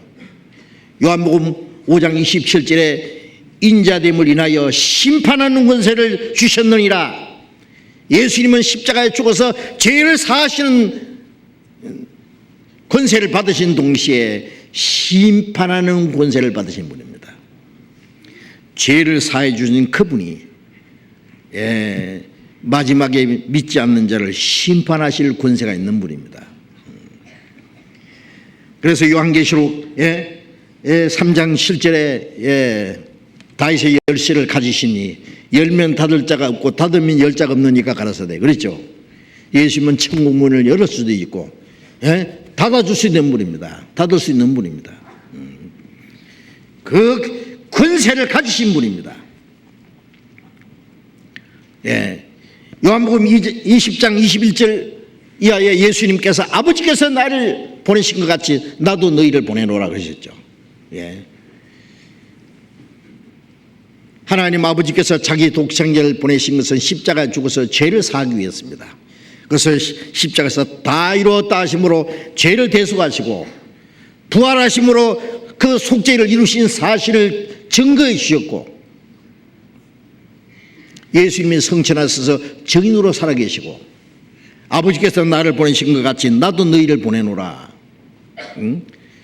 예수님은 십자가에 죽으시기 위해서 보냄을 받았고 우리는 예수님이 이루신 사실을 전하기 위해서 보냄을 받은 사람입니다.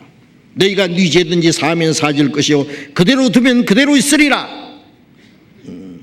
이건 천주교에서 그 성경을 잘못 이해해가지고 이해해가지고요, 신부가 고해성사를 해가지고 네 죄 사했느니라 하면 사해주고 그대로 두노라 하면 그대로 두노라, 그런 말이 아닙니다. 죄 사하는 일은 예수님이 십자가에서 완성하셨고 그 사실을 전해서 깨닫게 하면은 구원을 받고 전하지 않고 그대로 두면 그대로 멸망한다 그 말이에요. 요한복음 20장 찾아봅시다. 요한복음 20장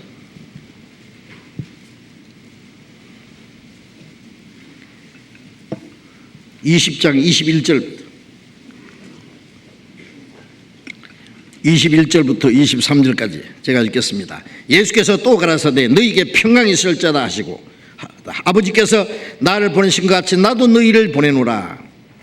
이 말씀을 하시고 저희를 향하여 숨을 내쉬며 가라사대 성령을 받으라. 너희가 네 죄든지 사하면 사해질 것이요 네 죄든지 그대로 두면 그대로 있으리라 하시니라.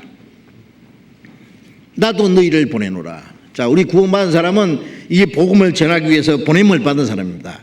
보내심을 받지 않았으면 어찌 전파리요 전파하는 자가 없으면 어찌 들으리요. 우리는 주님이 십자가에서 이루신 사실을 전하기 위해서 보냄을 받았습니다. 너희가 네 죄든지 사하면 사해질 것이요. 이제 주님의 생명을 받은 사람, 숨을 내쉬며 가라사대 성령을 받아라. 이것은 부활의 영을 우리에게 주셨고, 첫 아담은 죄를 지어서 영이 죽었습니다. 예수님은 영을 살리러 오신 분입니다. 하나님은 첫 번 흙으로 사람을 지어서 생기를 불어넣으시니까 생명이 됐다 그랬죠. 그거 죽었어요. 그런데 부활하신 예수님이 숨을 내쉬며 가라사대 성령을 받아라. 이게 뭘 말합니까? 부활의 생명을 우리에게 주실 거라는 거예요. 우리가 구원받을 때 하나님이 그 흙으로 만들어서 생기를 불어넣었듯이 또 한 번 부활의 생명을 우리에게 불어넣어 주신 겁니다. 성령을 받아라. 성령은 부활의 주님의 부활의 생명입니다. 너희가 네 죄든지 사하면 사해질 것이요 네 죄든지 하나님이 사해 주신 것을 그것을 전하면은 사함 받을 것이요 그대로 두면은 그대로 있으리라. 전하지 않고 그대로 놔두면 그대로 지옥 가는 거예요. 그러니 우리가 구원받은 사람이 예수님처럼 죄 사는 권세가 있는 거예요. 무슨 권세? 그것을 전해서 구원받게 하는 권세. 놀라운 겁니다. 아세요? 죄 사하는 권세는 예수님께 있지만은 그걸 전할 수 있는 권세를 우리에게 주셨어요. 성령이 너희에게 임하시면 너희가 권능을 받고 예루살렘부터 땅끝까지 내 증인이 되리라. 주님이 증거하신 사실을 전해야 됩니다. 전하지 않고 그대로 두면 그대로 지옥입니다. 그러니 우리에게 주어진 책임이 얼마나 크냐 그 말이에요. 그렇죠? 우리는 그 복음을 전해야 됩니다. 마태복음 16장 19절에 보면은 예수님이 베드로에게 내가 천국 열쇠를 네게 주노니 네가 땅에서 풀면 하늘에서도 풀릴 것이요 땅에서 매면 하늘에서도 매이리라. 이건 뭐 천주교에서는 예수님이 베드로에게 그 천국 열쇠를 주었고 베드로가 죽은 후에는 이제 교황에게 물려주었고 그래서 교황은 베드로의 후계자다. 그 천국 열쇠를 받았다. 교황 혼자서 그 열쇠를 다 열어주지 못하니까 그 교황의 권세를 대행하는 것이 신부다. 천부당 만부당 아니올시다. 예. 이거는 베드로에게만 준 것이 아니라 예수님 말씀하신 대로 제자들에게만 주신 것이 아니라 오늘 우리에게도 주셨습니다. 예. 그래서 우리가 이 주님이 구원하신 은혜를 깨달은 이 지식은 천국 열쇠입니다. 예. 천국에는 이 성경이라는 자물통이 하나 딱 걸려 있는 거예요. 예. 성경에서 영생은 달거든요. 이 성경은 곧 내게 대하여 이 성경을 통해서 예수 그리스도로 말미암아 영생 얻는 길을 가르쳐주면은 그 사람 마음속에 천국문이 덜커덩 열리잖아요. 네? 깨달으면 영생이고 안 깨달으면 멸망입니다. 열면 열리고 예? 그대로 두면 그대로 땅에서 풀면 하늘에서도 풀리고 땅에서 매면은 매있다는 것은 하나님 앞에 매 있는데 그대로 두면 그냥 천국문도 같이 다 잠겨 있는 겁니다. 구원받은 우리에게 그 권세를 우리에게 주셨습니다. 그래서 요한복음 8장 24절에 너희가 내가 그인 줄 믿지 않으면 너희 죄 가운데서 죽으리라. 이제 지옥 가는 사람은 왜 지옥 갑니까? 자기 죄가 많아서 지옥 가는 것이 아니라 믿지 아니하면은 너희 죄 가운데서 죽으리라. 믿지 않는 그 죄 때문에 하나님 앞에 심판과 멸망을 받는 겁니다. 그러니 우리는 이 사실을 전해야 됩니다. 자, 이제 마지막 마가복음 2장 잠깐 다시 봅시다. 마가복음 2장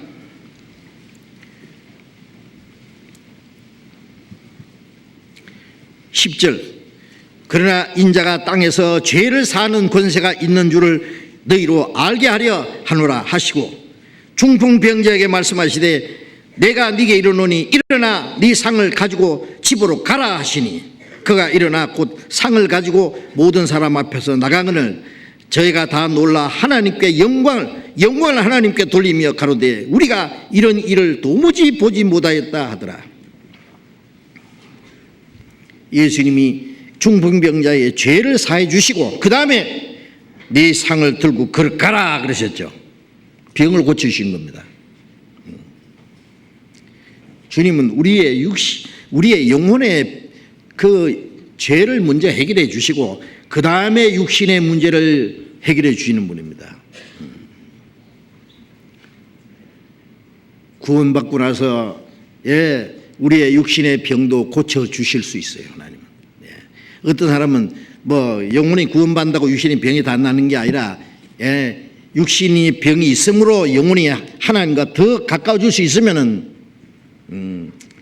병을 주시기도 하시고 고쳐주기도 하고 바울 사도는 하나님께 받은 은혜가 너무 커서 없던 병도 생겼습니다. 평생에. 디모데도 병 아주 몸이 약했습니다. 그러나 주님의 능력을 더욱 의지했습니다. 우리의 영혼을 고쳐주신 하나님은 우리 육신도 다스리십니다. 네 침상을 들고 걸어가라. 이 사람이 뻘떡 일어나서 상을 가지고 모든 사람 앞에 나갔어요. 자기가 누웠던 침상을 이 사람 꼼짝 못하고 누워있던 사람이 뻘떡 일어나서 이제는 자기를 위해서 짊어지고 온 사람의 도움 필요 없이 자기가 누웠던 침상을 그냥 뻘떡 들고 나간 거예요. 예, 꼼짝 못하던 이 비참한 죄인이, 이 병자가 이제는 제사함 받고 병도 나았고 하나님께 영광을 돌렸습니다. 하나님의 영광을 돌릴 수 있는 사람으로 변한 거예요. 마태복음 9장에 돼 있고 누가복음에도 있고, 이 주변에 있는 사람들과 그 환자가 하나님께 영광 돌렸다고 말했습니다. 예수님을 향해서 제사하는 권세가 하나님밖에 없는데 참남하도록 하던 사람이 입이 딱 막혀버린 거예요. 예수님이 제사하는 권세가 있다는 사실을 이적으로 입증해 준 겁니다. 예수님 말씀에 너희가 나를 믿지 못하겠거든 내가 하는 그 일을 보고 믿어라. 예수님이 행하시는 이적은 예수님의 말씀이 진리라는 것, 진실하다는 것을 증거해 주는 겁니다. 예수님이 만일 내 죄 사함 받으니라고 말씀만 하시고 그 병자를 고쳐주지 않았으면은, 예수님은 참남한 사람으로, 신성 모독자로 낙인이 그대로 찍혔을 겁니다. 그러나 예수님이 죄 사는 권세가 있는 분이라는 것을 그 기적을 통해서 이제 나타내 보여주신 겁니다. 네 침상을 들고 걸어가라. 우리의 영혼을 고치신 분은 그 다음에 우리의 육신의 문제도 해결해 주시는 분이라는 걸 알아야 됩니다. 내 죄를 담당하시고 우리의 병을 짊어지셨도다. 우리의 죄를 담당할 뿐 아니라 우리의 연약함도 짊어지셨습니다. 너희는 먼저 안을 깨끗이 하라. 그러면 그것도 깨끗하라. 영혼이 깨끗해지면 우리의 마음과 생활도 깨끗해질 수 있습니다. 우리 영혼만 고쳐주는 분이 아닙니다. 육신도 고치시고 다스려 주십니다. 로마서 8장 11절에 예수를 죽은 자 가운데 살리신 영이 너희 안에 거하시면 그 영으로 말미암아 너희 죽을 몸도 살리시리라.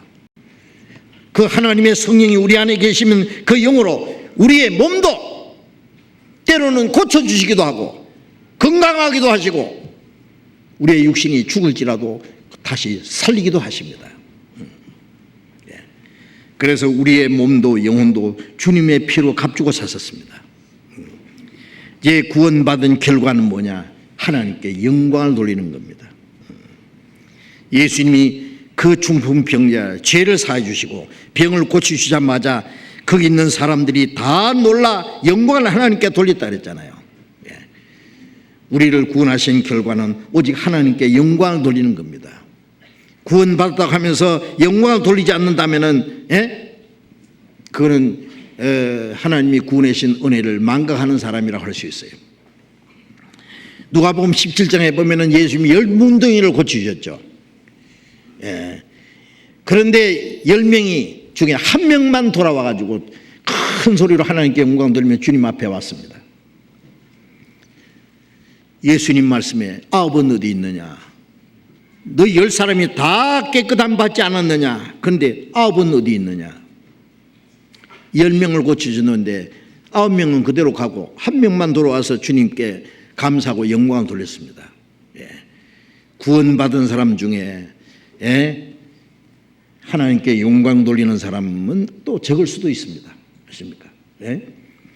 이제 고린도전서 10장 31절에 너희가 먹든지 마시든지 무엇을 하든지 다 하나님의 영광을 위해서 하라. 우리의 남은 생애는 하나님의 영광을 위해서입니다.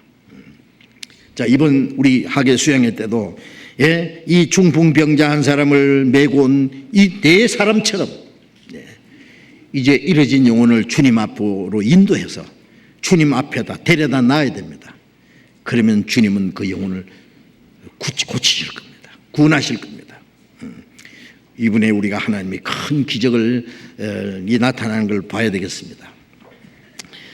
제가 이 설교 끝나고 기도하고 나서 이 학예 홍보 영상이 있는데요. 이거 영상을 보셔야 돼요. 이제 기도한다고 끝났다고 끄지 마세요, 지방에서. 예? 예. 그리고 또 광고할 거 있으니까 끝까지 광고도 들으시기 바랍니다. 기도하겠습니다.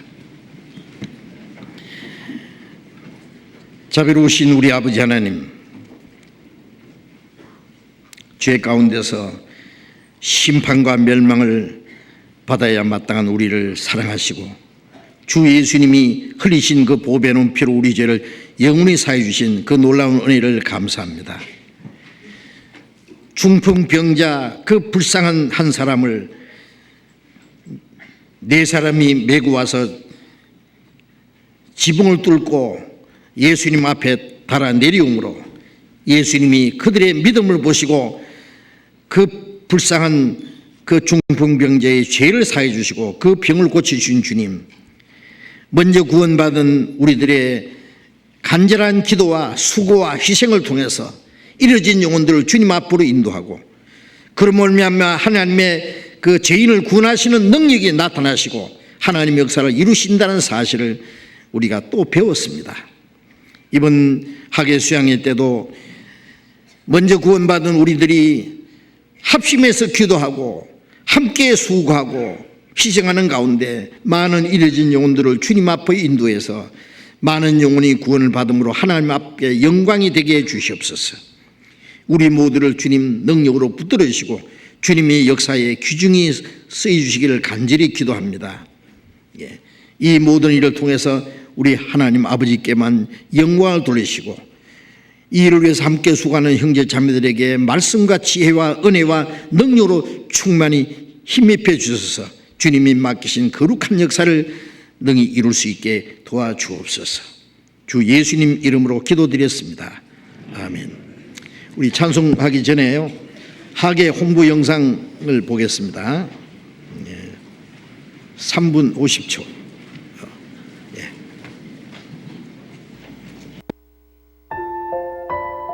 그 사람과 함께 왔습니다. 내가 사랑하는 그 사람과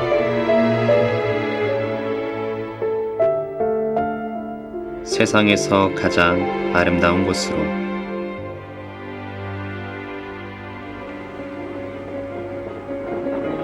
구원받게 될 영혼들을 반기는 인사는 세상에서 가장 반가운 인사입니다.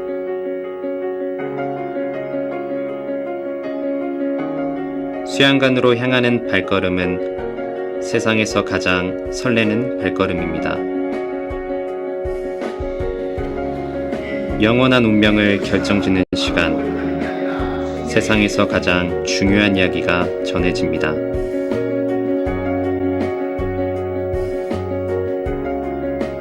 이뤄진 영혼을 위해 모아진 두 손, 세상에서 가장 아름다운 손입니다.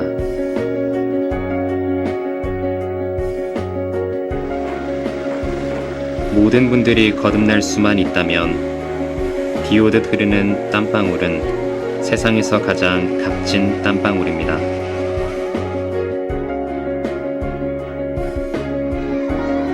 하나님과 영원히 함께 살고 싶다는 바람은 세상에서 가장 순수한 바람입니다. 예수님 우리 대신 죽으시고 우리 대신 심판받으셨으면 십자가에서 이루신 그 크신 사랑이 수양관을 덮은 이 순간은 세상에서 가장 기쁜 순간입니다.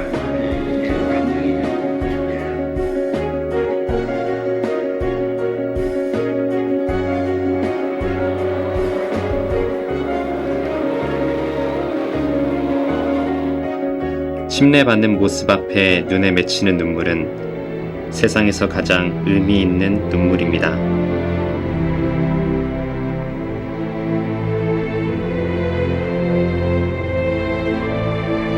가장 아름다움이 무엇인지 찾았습니다. 바로 학예 수양회에서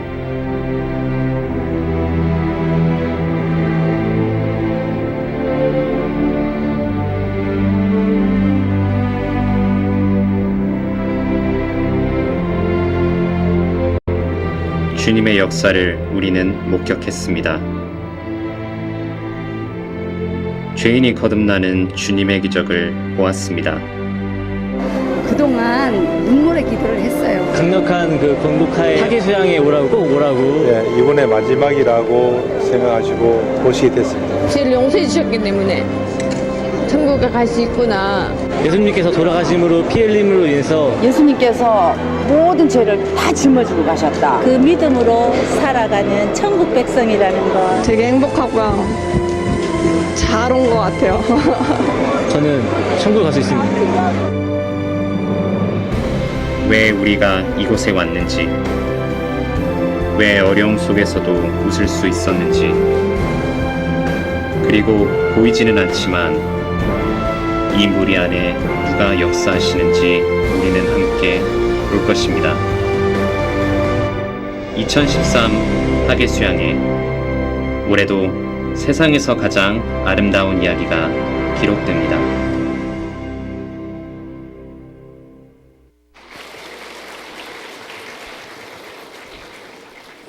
그리고 또 광고 한 가지 전체 좀 전해드릴 광고 있는데, 이번에 책을 한 권 또 새로 만들었어요. 우리 수양회 전에 만들려고 좀 제가 서둘렀는데요. 그리스도인의 기도 생활이라고 하는, 우리 신앙생활의 기도 생활이 너무 중요하다는 거 아시죠? 우리 가장 중요한 것이 말씀과 기도입니다. 그런데 기도 생활을 잘하지 않으므로 우리가 신앙생활에 얼마나 많은 손실을 입고 하나님이 주고자 하시는 모든 신령한 은혜나 축복을 받지 못하는 것이 많습니다. 그래서 그리스도인의 기도 생활이 무엇인지 아주 쉽게 아주 자세히 설명한 책입니다. 그래서 이 책을 다 구해서 읽어주시기 바랍니다. 그래서 한 사람이 한 권씩 아니면 사서 읽고 다른 사람에게 전해줘도 좋고요. 그래서 제가 책값을 좀 싸게 하라 그랬어요. 5,000원씩 하라 그랬어요. 그래서 이거 그보다 훨씬 더 받아야 된다고 자꾸 그러는데 제가 좀 싸게 하라 그랬어요. 그래서 좀 구해서 집집마다 다 읽어 주시기 바랍니다. 그래서 신앙생활에 아마 이건 몇 번씩 읽으셔야 돼요. 한 번만 읽고 끝나는 게 아니라 또 읽고 또 읽고 해서요. 이 기도 생활이 무엇인지를 완전히 우리의 마음속에 아주 충분히 익힐 수 있도록 신앙생활에 큰 도움이 되시라고 생각합니다. 서적부 있으니까요. 꼭 구입하시기 바랍니다. 자, 찬송하겠습니다. 257장 찬송가 257장.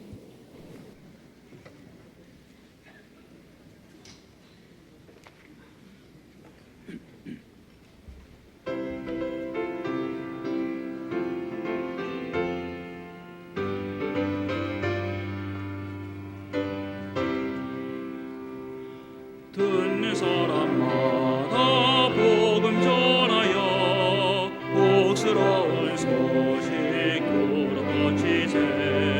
사람 있는 곳에 전할 소식은 어느 누구나 오라. 어느 누구나 주께 나오라. 어서 와서 주의 말씀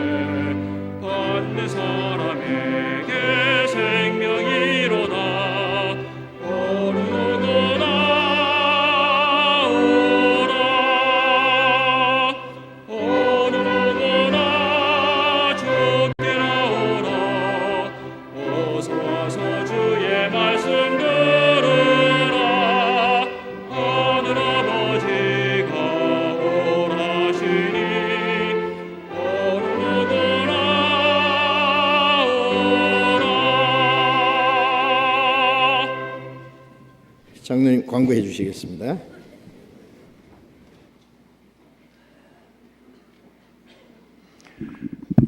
아시는 대로 오늘부터 제1차 수양회가 됩니다. 근데 이걸 아시는 게 중요한 것이요. 오늘부터 수요일까지 경기 일부 목포 전주를 중심으로 해서 하는데요. 수요일 날 들어가실 때 수양관에 2시 이전에는 전혀 입장이 안 됩니다. 그러니까 수요일 날 2시 이전에 수양관에 도착해 봐야 우리는 들어갈 수가 없습니다. 그러니까 그 시간을 잘 조절하셔서 대체로 한 2시부터 4시 사이에 입장하시면 별 문제가 없겠습니다. 그래서 그곳을 잊어버리지 마시기 바랍니다. 그리고 수요일 날은 전부 다 수양회에 참석해야 되겠지만 혹시 뭐 휴가나 이런 것이 잘 안 되고 또 다음 차수에 들어가실 그런 분들은 수요일 날 1층 소강당에서 7시 반서부터 집회가 있습니다. 그러니까 참조하시고 수요일 날 같이 모여서 수양회를 위해서 기도해 주시기 바랍니다. 그리고 오늘 하계 수양회 추가 등록을 오늘 말씀 끝난 후에 1층 서적밥 로비에서 등록을 계속하고 있으니까요. 대개 다 등록하셨겠지만 아직 못하신 분들은 아직도 등록하실 수가 있습니다. 수양관 현지에서 등록하기가 굉장히 거북스럽고 힘듭니다. 그러니까 오늘 마지막 기회니까 등록 미리 하시기 바랍니다. 그리고 여러분들 보셨지만 교회 학교가 지금 리모델링이 전부 끝나서 도서실이 새롭게 됐습니다. 거기에 2층 5호실에 성경 관련 도서, 자녀 교육, 어린이 도서, 청소년 도서 여러 가지 장르의 책이 되어 있습니다. 이것은 수요일 날 말씀 시간 중이나 주일날 9시부터 4시 반 혹은 또 중집회 말씀 중이네 그런 때 이제 열어서 우리 어린이들을 위해서 혹은 중고등학교를 위해서 열렸으니까요. 많이 참조해 주시기 바랍니다. 수요일 날 전부 수양관에서 뵙도록 하겠습니다. 광고 마치겠습니다. 수요일 집회 말씀하셨어요? 이번에 수요일 집회는 1층 소강당에서 집회합니다. 안 가시는 분은 다 가시되 안 가시는 분은 수요일 집회에 참석하시기 바랍니다. 마쳤습니다. 자, 이렇게 교제하시기 바랍니다.